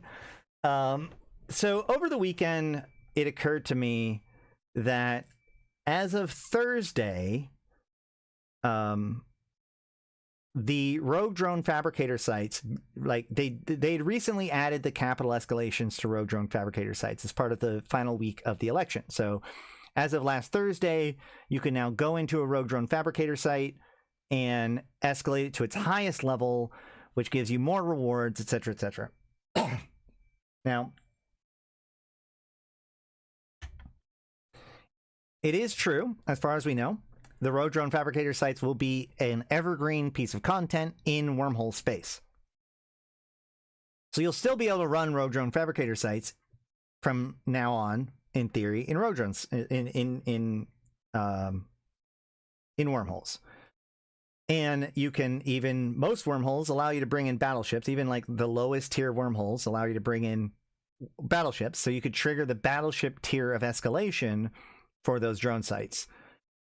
The problem is that the only systems and wormholes that allow you to travel to them in a capital is C5 and C6 systems. So you can build a capital in a lower tier system. Multi-boxing is absolute AIDS for the game. Someone literally signed out a whole fleet of dreads, Ferox, and Fax to Kitsune. I'm not saying that. I think that multi-boxing is overall a bad thing, but multi-boxing by itself is balanced by the need to actually finance all of the Omega accounts. That's why I said earlier that skill extraction is actually the dangerous thing. Like the fact that people can skill extract in order to have all those Omega accounts without having to pay anything for them, and then use those accounts to do things like multi-box, that is actually the real problem. We didn't have nearly as much of a multi-boxing problem prior to 2015 and the introduction of skill extractors. No, yeah, this is great for low-class wormholes, and it's a fun little group content for people to run. I'm very glad for that. But the problem is that if you wanted to do it with a capital, you're going to have to build the capital in the wormhole, and then it's just stuck in that wormhole forever, and then you just have to wait until the correct site shows up. So what we knew is that if we really, really, really wanted to try out the capital escalation, we had to do so before this Thursday.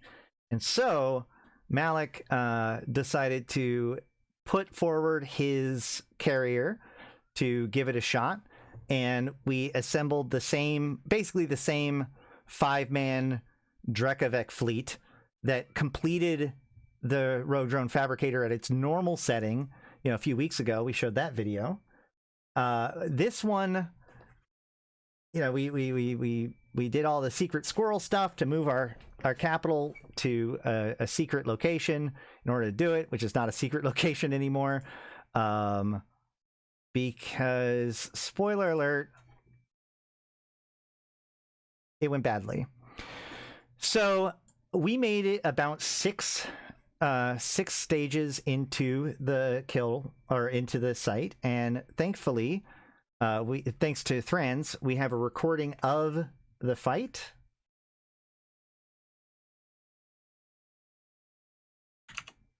Which I will start.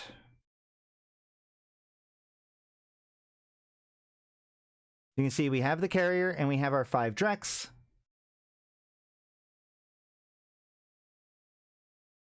We travel to the site.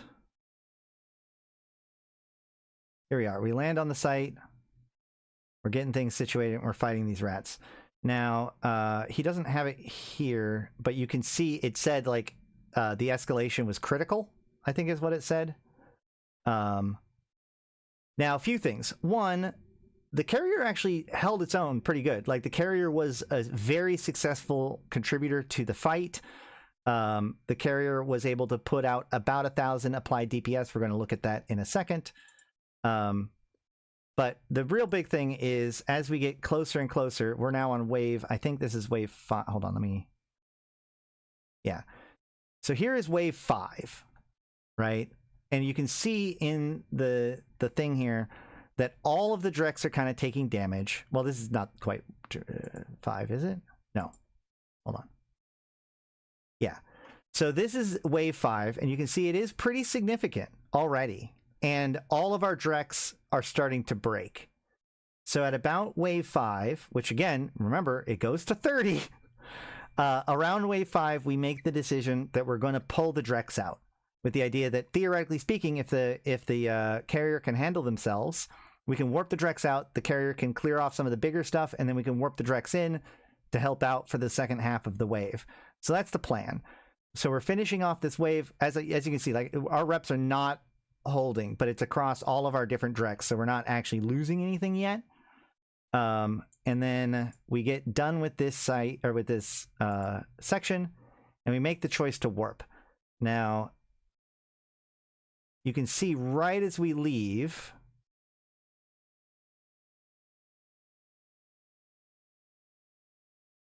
boom, that is the next spawn, and I think we can get a better cut. Yeah, Oh, no!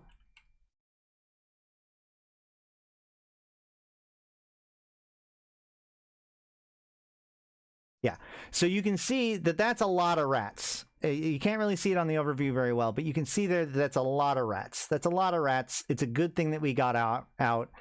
And what I will say is, so we warp off, we get here, and then we get a report from Malak that not only is he in trouble, but there is absolutely no reason for us to come in because we'll just die too. So, what's cool that we got out of this, though, is data. Now, one of the things I'm wanting to point out, and this is, I mean, whatever. Big lesson learned from all of this. Take the site seriously. I do want to simulate this fit really quick so that way you guys can see. The rats do significantly EM thermal. I think it's 60-40, right? It's mostly thermal, some EM, if I remember correctly. I'd have to go double check. But it is 60-40 EM thermal. I can't remember exactly which one's higher than the other. But it's the same basic damage profile for all road drones. So you can see here, first of all, that would a fax or a dedicated cruiser logi have helped? Maybe. But the point here is that this ship is clearly not fit for this site. It's more of a general tanking ship. So given that, let's say we have about 50%, so we're going to double the amount of damage that we're taking in order to do our calculations, just for the ease of. It's going to be a little bit less than a double, but for the purposes of this, for every 2 points of actual damage that he takes, or sorry, for whatever 2 points of damage that they do out, he's only going to receive 1 point of damage because he has over 50% resistance on both EM and thermal. So, with all that said, you guys have probably seen this a few times before. This is Peld. I use this all the time as my DPS live damage meters, like when we're doing sites and stuff in order to see what's going on. But there is a cool functionality where you can take a log, like your logs from any sort of combat, and you can drop it in here in order to see how it plays out. And so to that end, this is the logs from the carrier. So we can see as the sites begins,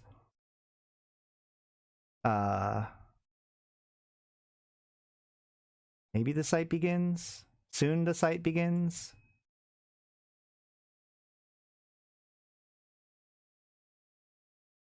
Let's jump forward a little bit.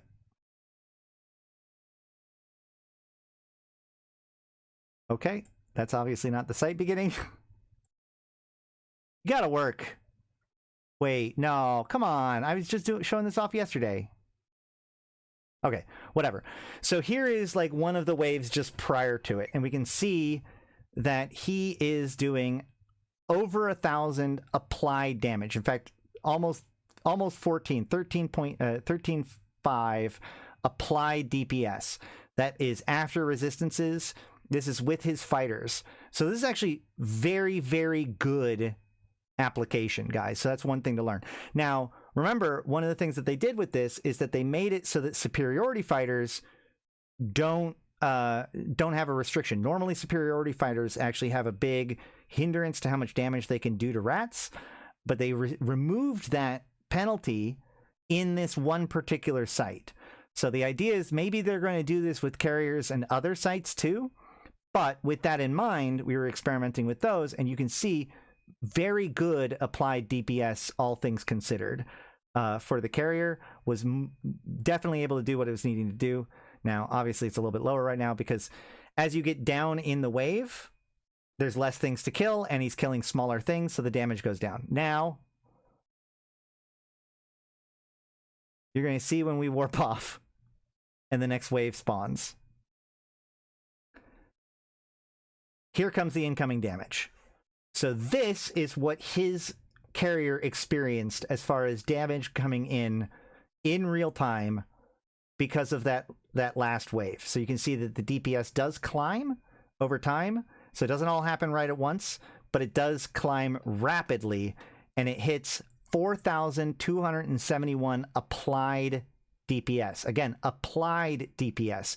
So you're just going to have to double this number. So 8,500 damage total spread across EM and thermal is the necessary tanking for round 6 out of 30 in these road drone sites.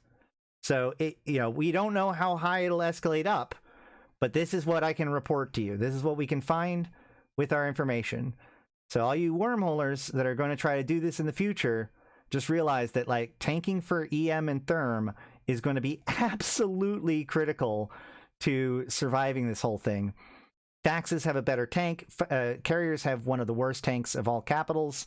So there is that to keep in mind. But this is just some information that we wanted to give out from our experimentation to make it so losing a Nidhogg is not in vain. And if you feel bad about us losing a Nidhogg for the purposes of science, please do not send the ISK to me. Send the ISK to Malak Starfire. He's the one that lost the carrier. But no, it was a good time. Luckily, we were able to secure a lot of the loot from it and all of the fighters. And I would like to thank all the people that showed up and helped participate in the Drex. I'm very glad that we pulled the Drex out when we did, because this is a spooky number. Malak had fun. That's what counts. So yeah, that's the Fabricator sites. And so just as a reminder, there is 2, maybe 3 days left in the election. Make sure to get your election stuff done. Get those tokens turned in to get your loot. And let's get ready for the next thing, which will be Capsuleer Day. Oh, yeah, if you are part of our participation, so as far as like the convocation and the invited goes, in order to wrap up the election, we have entered the invited into Gallente Faction Warfare. So for the next 2 days, we will be in Gallente Faction Warfare starting in a couple of hours. So if you do need to get into Gallente Faction Warfare, but your standings don't work quite enough, you could theoretically join the invited. And then after the elections are over, the invited will be going back into Angel Faction Warfare, at least until Capsuleer Day comes. So that's our personal trajectory when it comes to that kind of stuff. There is a convocation of a member meeting that that happened last Sunday. You can watch the review of that if you are interested in that. It's cool that CCP is releasing content that's not cracked and figured out yet. Yeah, I agree. And I think that this whole idea of a site that escalates in different ways, that has different what they call horde mode with these subsequent waves and stuff, I think it's really good. It's good content, and I'm glad to see more of it, and I hope to only see more of it with the next expansion and the election or military campaigns and such. But I think that's about it for today. Is there anything else that we should talk about before I get done?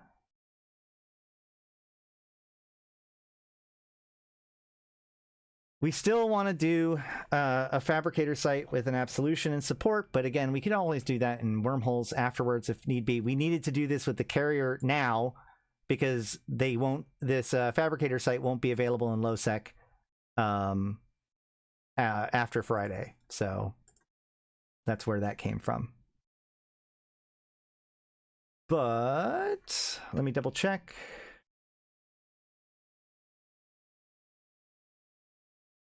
Make sure there's nothing else that we need to talk about today. Somebody tell me if there's anything that we need to talk about today. This is your last chance.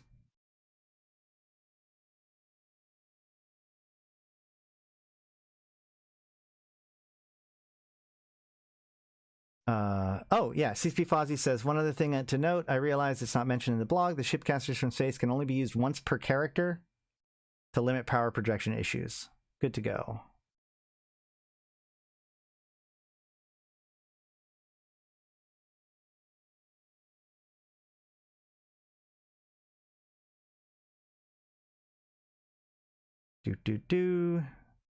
Anger Games continues this weekend.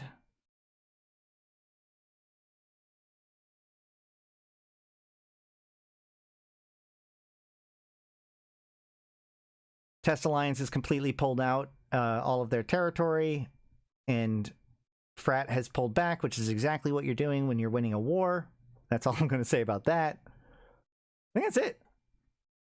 Yep, turn in your favorites by Thursday. And so I don't know, obviously tomorrow is my day to do real life stuff on Wednesdays. It is Wednesday tomorrow, right? Yep. And so I'm not 100% sure if I'm going to stream on Thursday or Friday. Again, I don't really know how all these announcements are going to go on. I'll probably do it at stream on Thursday, if nothing else, than to wrap up the event. And then if there is new news, we'll do the Friday thing if there's anything to go on there. So that's the plan this week. Other than that, you should go back and check out some of the previous videos that we've done, especially when it came to the election and the events and whatnot. Yeah, I'm going to just call that here. I've been Ashrathi. I've been playing this game since 2010, talking about it since 2012, and I'm here to put even into context for you, my fellow Empyreans. Thank you guys so much for hanging out with me, watching the stream, liking the stream. It's so important. Sharing it with friends to help make a more informed player base, because a better player base equals a better EVE Online. Also, this week, somebody remind me, or, whatever, either the Thursday or Friday show that we do, I will do a couple more giveaways for Skinner stuff too, because we've been meaning to do that again, but we had so much stuff today, I didn't really want to cover. Actually, it's only been 2 hours. I didn't think I'd get it all done in such a short amount of time. Otherwise, I would have done the giveaway. I'm still getting good at this, guys. But either way, I do want to give a special shout out to my top tier supporters, as we did earlier. 745 NPSI, Arydanika the Queen, Bad Boy Smooth, Evo Elite, Erladis, Elange, Flash Gordon, Grims, May, Malak, Starfire, Malin, Mercuton, Mike, Michael, Neelam, LM1, Sheesh, Susuro, Thrans, and Rid. Thank you all so much. And thank you for your participation in this stream and your attention and everything. It is very, very appreciative. You can always support the stream by picking up some merch or becoming a patron or a member. It does a huge amount for my good, and it makes sure that I can get, good treats and everything for my puppy and my guinea pigs, because that's where most of basically the money that comes from this stream goes to paying for my pets and my internet. So with all that said, I've been Ashrathi, the voice of New Eden. Until next time, I'll see you in space.